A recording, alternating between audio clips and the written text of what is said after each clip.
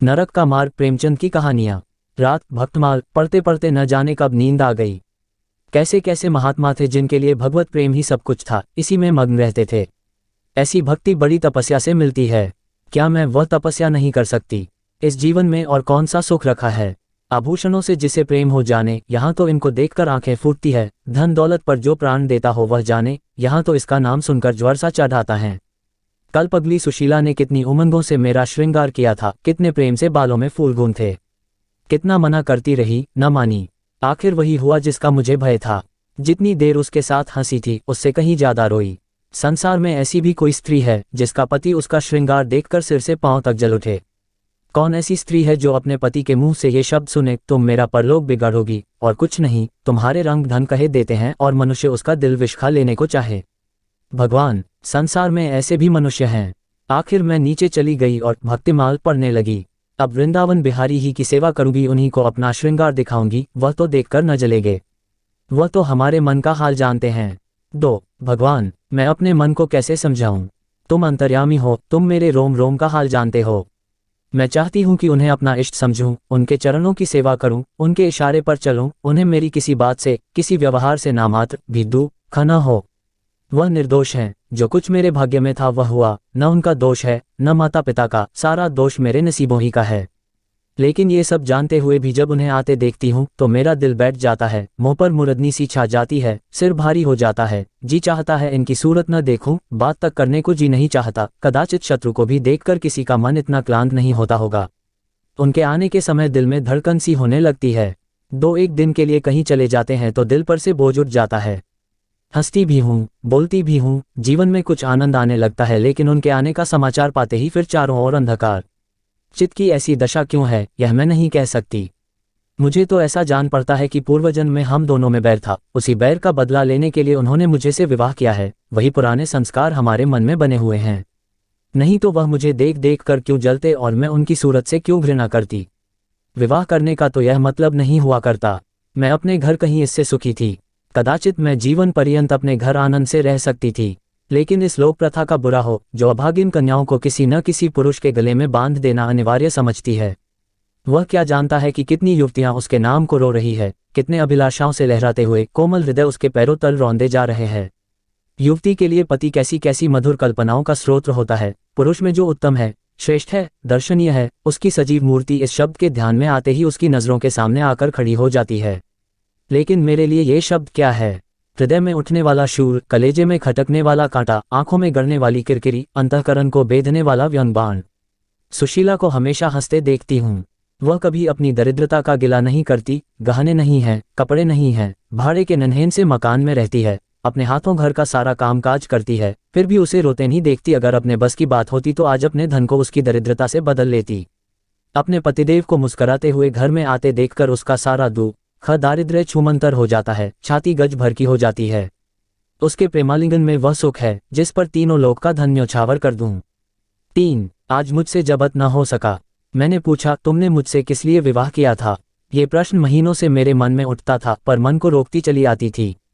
आज प्याला छलक पड़ा। ये प्रश्न सुनकर कुछ बौखला से गए, बगलें झांकने लगे, खीसे निकालकर बोले, घर संभालने के लिए, गृहस्थी का भार उठाने के लिए, और नहीं क्या भोग विलास के लिए। धरनी के बिना यह आपको भूत का डेरा सा मालूम होता था। नौकर चाकर घर की संपत्ति उड़ाए देते थे। जो चीज जहां पड़ी रहती थी कोई उसको देखने वाला न था। तो अब मालूम हुआ कि मैं इस घर की चौकसी के लिए लाई गई हूँ। मुझे इस घर की रक्षा करनी चाहिए और अपने को धन्य समझना चाहिए कि यह सारी संपत्ति मेरी है। मुख्य वस्तु संपत्ति है, मैं तो केवल चौकीदारिन हूँ। ऐसे घर में आज ही आग लग जाए। अब तक तो मैं अनजान में घर की चौकसी करती थी, जितना वह चाहते हैं उतना न सही, पर अपनी बुद्धि के अनुसार अवश्य करती थी। आज से किसी चीज को भूलकर भी छूने की कसम खाती हूँ। यह मैं जानती हूँ, कोई पुरुष घर की चौकसी के लिए विवाह नहीं करता, और इन महाशय ने चिढ़कर यह बात मुझसे कही। लेकिन सुशीला ठीक कहती है, इन्हें स्त्री के बिना घर सुना लगता होगा, उसी तरह जैसे पिंजरे में चिड़िया को न देखकर पिंजरा सूना लगता है। ये हम स्त्रियों का भाग्य। 4 मालूम नहीं इन्हें मुझ पर इतना संदेह क्यों होता है। जब से नसीब इस घर में लाया है, इन्हें बराबर संदेह मूलक कटाक्ष करते देखती हूँ। क्या कारण है? जरा बाल गुथवा कर बैठी और यह होठ चबाने लगे। कहीं जाती नहीं, कहीं आती नहीं, किसी से बोलती नहीं, फिर भी इतना संदेह। यह अपमान असह्य है। क्या मुझे अपनी आबरू प्यारी नहीं? यह मुझे इतनी छिछोरी क्यों समझते हैं, इन्हें मुझ पर संदेह करते लज्जा भी नहीं आती। काना आदमी किसी को हंसते देखता है तो समझता है लोग मुझी पर हंस रहे हैं। शायद इन्हें भी यही वहम हो गया है कि मैं इन्हें चिढ़ाती हूँ। अपने अधिकार के बाहर से बाहर कोई काम कर बैठने से कदाचित हमारे चित्त की यही वृत्ति हो जाती है। भिक्षुक राजा की गद्दी पर बैठकर चैन की नींद नहीं सो सकता। उसे अपने चारों तरफ शूद्र दिखाई देंगे।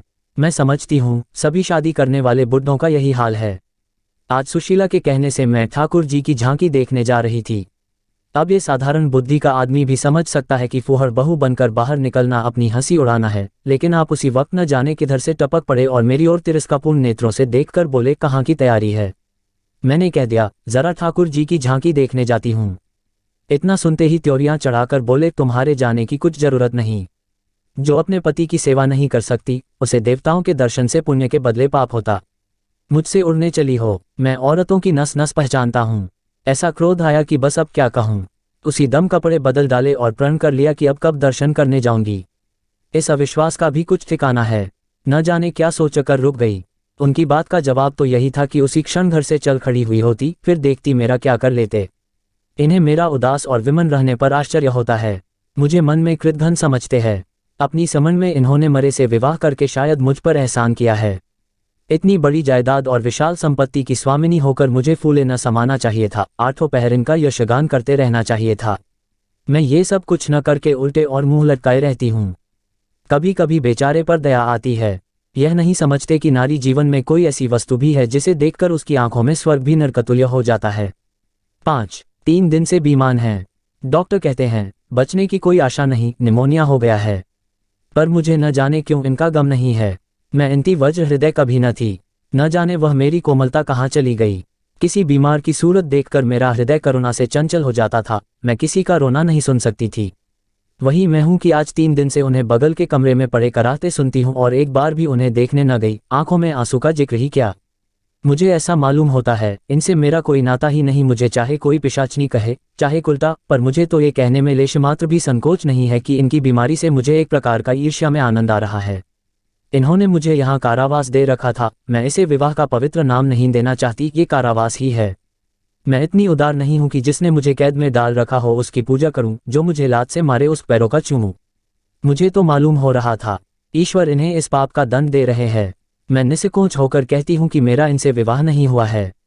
स्त्री किसी के गले बांध दिए जाने से ही उसकी विवाहिता नहीं हो जाती।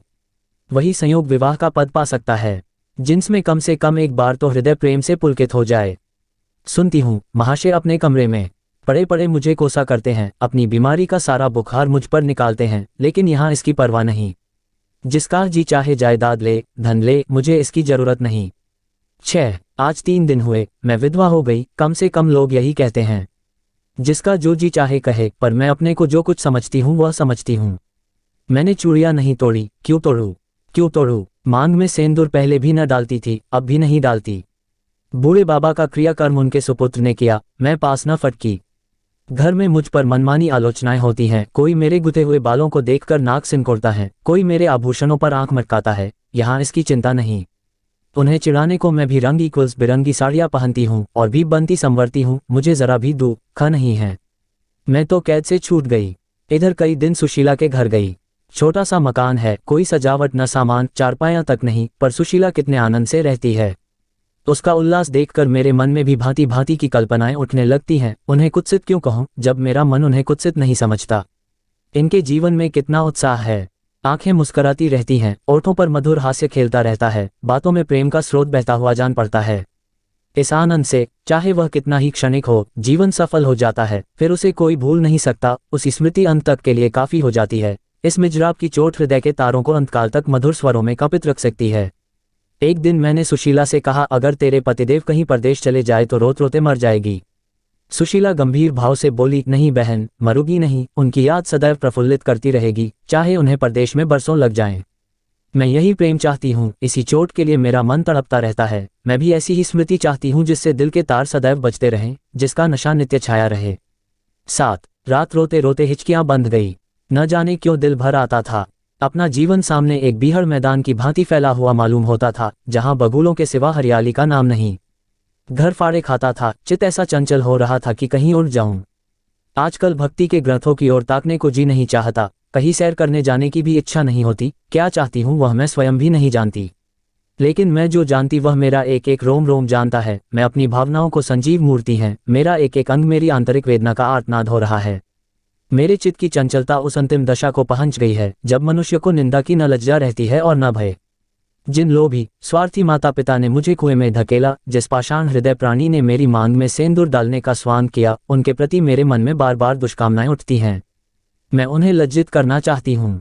मैं अपने मुंह में कालिक लगाकर उनके मुख में कालिक लगाना चाहती हूँ। मैं अपने प्राण देकर उन्हें प्राणन दिलाना चाहती हूँ। मेरा नारीत्व लुप्त हो गया है।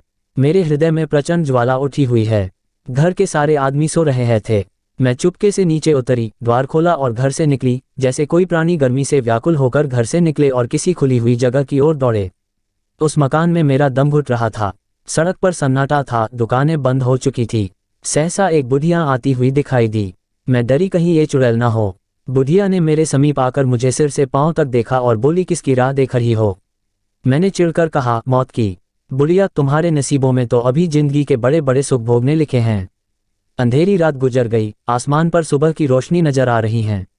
मैंने हंसकर कहा, अंधेरे में भी तुम्हारी आंखें इतनी तेज हैं कि नसीबों की लिखावट पढ़ लेती हैं। बुढ़िया, आंखों से नहीं पती बेटी, अक्ल से पढ़ती हूँ। धूप में चूड़े नहीं सफेद किए हैं। तुम्हारे दिन गए और अच्छे दिन आ रहे हैं। हंसो मत बेटी, यही काम करते इतनी उम्र गुजर गई। इसी बुढ़िया की बदौलत जो नदी में कूदने जा रही थी, वे आज फूलों की सेज पर सो रही है। जो जहर का प्याल पीने को तैयार थी, वे आज दूध की कुल्लियां कर रही हैं। इसीलिए इतनी रात गए निकलती हूँ कि अपने हाथों किसी अभागिन का उद्धार हो सके तो करूं। किसी से कुछ नहीं मांगती, भगवान का दिया सब कुछ घर में है। केवल यही इच्छा है उन्हें धन, जिन्हें संतान की इच्छा है उन्हें संतान, बस। और क्या कहूँ? वह मंत्र बता देती हूँ कि जिसकी जो इच्छा जो वह पूरी हो जाए। मैंने कहा, मुझे न धन चाहिए न संतान। मेरी मनोकामना तुम्हारे बस की बात नहीं है। बुढ़िया हंसी, बेटी, जो तुम चाहती हो वह मैं जानती हूँ। तुम वह चीज चाहती हो जो संसार में होते हुए स्वर्ग की है, जो देवताओं के वरदान से भी ज्यादा आनंदप्रद है, जो आकाश कुसुम है, गुल का फूल है और अमावस्या का चांद है। लेकिन मेरे मंत्र में वह शक्ति है जो भाग्य को भी संवार सकती है। तुम प्रेम की प्यासी हो, मैं तुम्हें उस नाव पर बैठा सकती हूँ जो प्रेम के सागर में प्रेम की तंद्रगों पर क्रीड़ा करती हुई तुम्हें पार उतार दे। मैंने उत्कंठित होकर पूछा, माता, तुम्हारा घर कहाँ है? बुढ़िया, बहुत नजदीक है बेटी, तुम चलो तो मैं अपनी आंखों पर बैठा कर ले चलूं। मुझे ऐसा मालूम हुआ कि यह कोई आकाश की देवी है। उसे पीछे चल पड़ी। 8 वह बुढ़िया, जिसे मैं आकाश की देवी समझती थी, नरक की डाइन निकली। मेरा सर्वनाश हो गया। मैं अमृत खोजती थी, विष मिला। निर्मल स्वच्छ प्रेम की प्यासी थी, गंदे विषाक्त नाले में गिर पड़ी। वह वस्तु न मिलनी थी, न मिली। मैं सुशीला का सा सुख चाहती थी, कुलताओं की विषय वासना नहीं। लेकिन जीवन पथ में एक बार उल्टी राह चलकर फिर सीधे मार्ग पर आना कठिन है। लेकिन मेरे पतन का अपराध मेरे सिर नहीं, मेरे माता पिता और उस बूढ़े पर है जो मेरा स्वामी बनना चाहता था। मैं ये पंक्तियां न लिखती, लेकिन इस विचार से लिख रही हूँ कि मेरी आत्मकथा पढ़कर लोगों की आंखें खुलें। मैं फिर कहती हूँ कि अब भी अपनी बालिकाओं के लिए मत देखो धन, मत देखो जायदाद, मत देखो कुलीनता, केवल वर देखो। अगर उसके लिए जोड़ा का वर नहीं पा सकते तो लड़की को कुंवारी रख छोड़ो, जहर देकर मार डालो, गला घोंट डालो, पर किसी बूढ़े खूसट से मत ब्याहो। स्त्री सब कुछ सह सकती है, दारुण से दारुण दुख, बड़े से बड़ा संकट। अगर नहीं सह सकती तो अपने यौवन काल की उन्मगों का कुचला जाना। रही मैं, मेरे लिए अब इस जीवन में कोई आशा नहीं। इस अधम दशा को भी उस दशा से ना बदलूंगी जिससे निकल कर आई हूं।